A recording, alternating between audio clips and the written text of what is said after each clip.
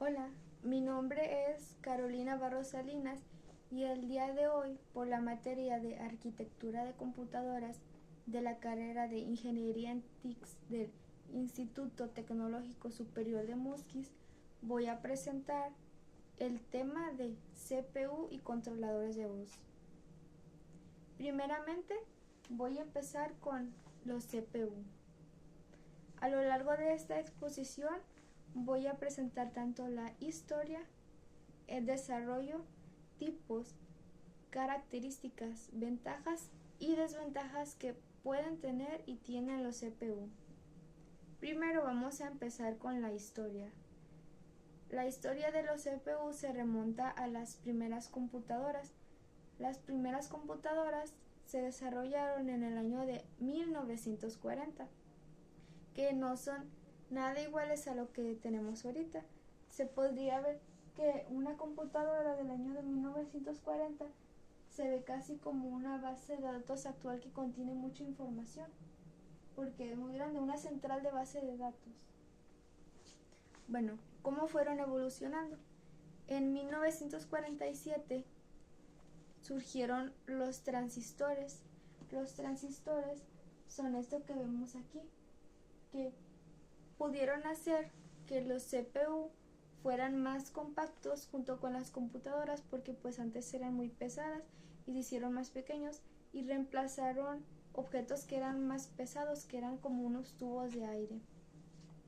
En 1971 se desarrollaron los microprocesadores, que hicieron todavía más compacta la computadora, permitiendo que ésta fuera más ligera y transportable. Y para el año de 1980 a 1990 se hicieron otros grandes avances, ya que se hicieron microprocesadores que permitieron ahora sí desarrollar los sistemas de bits, que el primero fue el de 32, que fue usado por Apple en un inicio para sus computadoras también. Ahora bien, ¿qué es un CPU? Un CPU, o también llamado unidad central de procesamiento, es en sí un microchip chiquito, diminuto. Es un trozo de metal que está formado por millones de transistores y cables Zener muy chiquitos. El CPU conecta todos los componentes del ordenador con minúsculos hilos de alambre. El CPU es muy importante, ya que se encarga de realizar todas las operaciones y poder conectar todos los componentes que hay. Es, por así decirlo, el cerebro de nuestra computadora, ya que sin ella pues no podría funcionar. Ahora bien, ¿qué tipos de CPU hay? Estos se ven por la cantidad de núcleos que tienen. Tenemos CPU de un núcleo, de 2, de 4, de 6, de 8 y de 10 núcleos, y tenemos el mainstream. El primero, que es el de un núcleo, solamente puede procesar una actividad al mismo tiempo o una tarea, por lo que es el más lento y es el menos eficiente. Luego tenemos el de 2, que es más rápido que el anterior, pero igual sigue siendo lento. Luego tenemos el de 4, de 6, 8 y 10, que van a subdividiendo la cantidad de tareas que pueden hacer por la cantidad de núcleos, lo que nos permite tener un CPU más rápido.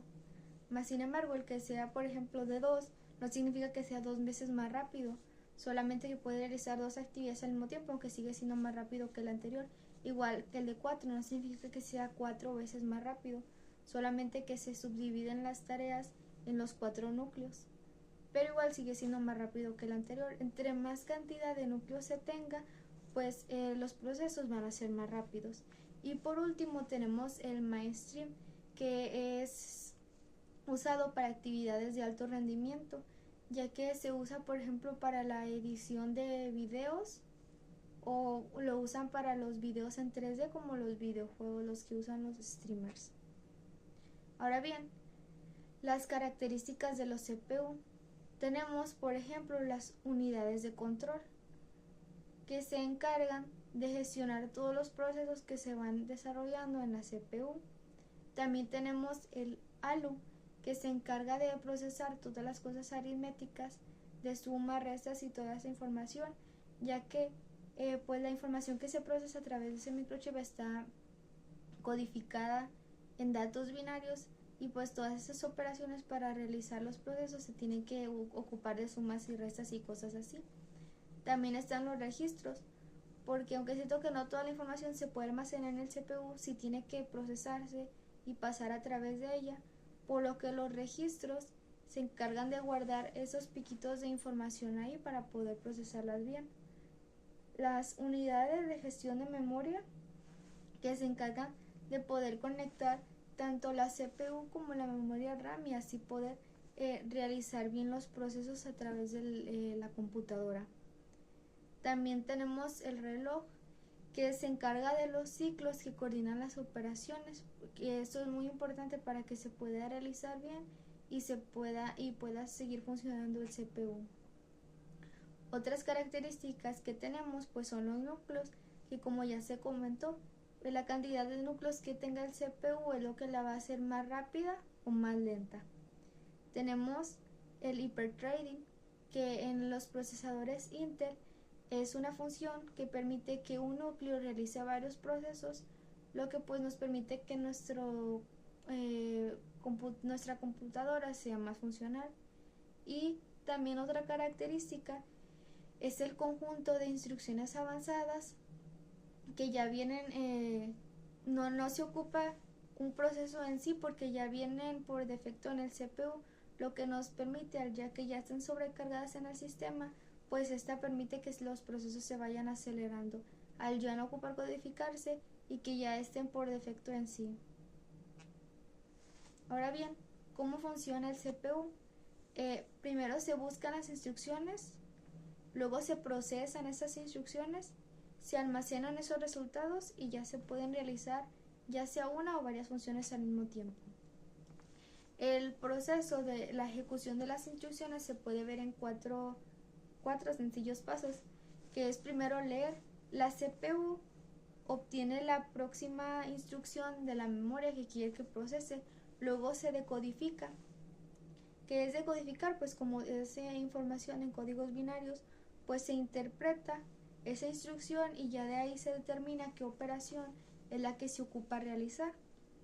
Luego que sigue, pues ya con la operación que se ocupa realizar, pues se ejecuta, y ya por último se escriben, se guardan los resultados en la memoria o en un registro interno. Y pues aquí podemos ver una imagen de lo que es nuestro CPU, que está conformado por una unidad de control, el procesador, que a su vez tiene registros y una lógica, y el CPU también tiene una unidad de control por el que entra y sale información, y a su vez puede recibir instrucciones, y todo esto complementado con la memoria principal del sistema, que no es en sí la CPU, pero es un complemento por el que se va procesando la información que está ahí. Ventajas de la CPU. La CPU pues ahorita son muy variadas, tenemos muchísimas, ya tenemos varias marcas en el mercado y de diferentes tipos y precios, lo que pues ya la velocidad ya va a depender pues de la que compremos. También eficiencia energética, ya que a diferencia por ejemplo la del año de 1940, pues ahorita ya no se ocupa consumir mucha energía, lo que es más amigable con el medio ambiente. También la capacidad multitarea, ya que no nos permite solamente realizar una actividad, sino que se pueden realizar varias al mismo tiempo. Es flexible, ya que se adapta pues a cada computadora. Actualizable, ya que con el paso de los años pues se van generando ya sea de otras marcas o se van haciendo pues los procesos más rápidos. Pues es actualizable, y el costo, aunque es cierto que para que nuestra computadora sea más rápida se ocupa un buen procesador y esos cuestan mucho, pues no necesariamente necesitamos a fuerzas uno de esos, ya cada persona pues de acuerdo a su presupuesto puede o usar un CPU de un bajo costo, que aunque es cierto que igual pues no puede ser igual de rápido que uno de alto costo, pues va a ser funcional para las actividades principales. Desventajas, pues al ser un microchip pues hecho de metal, pues se puede sobrecalentar. Igual consume energía, aunque es cierto que son amigables con el medio ambiente, pues siguen gastando energía. Se vuelven obsoletos ya que con el paso del tiempo y las actualizaciones, pues unos ya no van a ser tan funcionales como lo eran en su momento. También el rendimiento está limitado por otros componentes, ya que aunque tengamos un superprocesador, si la memoria RAM, si la tarjeta pues está dañada, o si no tenemos un buen monitor que nos permita pues ver la calidad que se ocupa, pues no va a importar que sea un muy buen procesador, ya que los demás componentes pues no le van a ayudar. O igual, o sea, puede estar el procesador, pero sin una memoria RAM pues no va a funcionar la computadora. También la complejidad de estos, ya que pues si se desbaratan pues es muy complicado o casi imposible repararlos. Y pues el impacto ambiental, ya que siguen siendo componentes pues muy complejos que se ocupa sacar del medio ambiente y pues tiene ese impacto. Bueno, eso era todo referente al CPU. Ahora vamos a ver los controladores de bus. Igual como en el anterior, vamos a ver la historia, el desarrollo, tipos, características, ventajas y desventajas de estos. Primeramente, el bus. ¿Qué es el bus? Bus no nos referimos a los automóviles. En el ámbito de la informática, un bus es la línea de comunicación entre dos componentes. Ahora bien, es una línea de comunicación, por lo que solamente se transfiere información, no se almacena esta información. Los datos en una forma de señal eléctrica solo permanecen en el bus por el tiempo que se necesita recorrer la distancia, o sea, solamente pasan, no se quedan más del tiempo necesario. Tipos.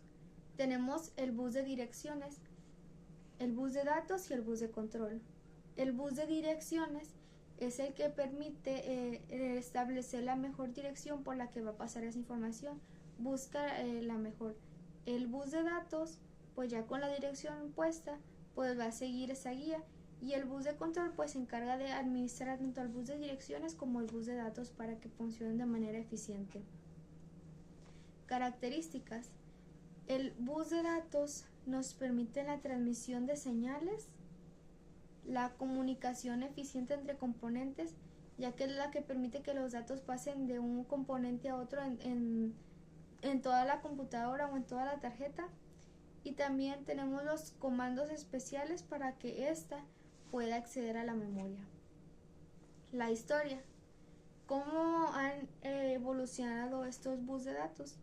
Tenemos la primera generación que se hizo de 1970 a 1980. Luego la segunda generación, que eran los de 32 bits, que fueron también de las primeras computadoras. Y por último tenemos la tercera generación, que es hasta ahorita la más actualizada, con la transferencia de punto a punto de los datos. ¿Cuáles son las ventajas que se tienen? Pues el bus local entre los procesadores y la caché aísla el tráfico de entrada y salida del procesador, y el bus de expansión reduce el tráfico en el bus del sistema. Y ya por último, desventajas. Como se encarga de transmitir esta información, este proceso puede llegar a ser lento, ya sea porque el número de dispositivos sature el mismo bus, o la velocidad en sí de los dispositivos no permita que esa información se transmita de manera correcta. Bueno, esta ha sido mi exposición, en la que hemos aprendido qué es un CPU, los tipos que existen a su vez de los controladores de bus. Todo esto nos ha permitido ver que pues una computadora, para que sea funcional, necesita de muchas cosas, y esto nos va a permitir tener un equipo rápido y veloz y funcional, en el que están involucrados muchas cosas, y para que ahorita tengamos una computadora funcional, eficiente, transportable, chiquita, pues se han ocupado muchos años de investigación y muchos avances y procesos nuevos. Bueno, a continuación voy a subir una actividad para que la resuelvan. Muchas gracias por su atención.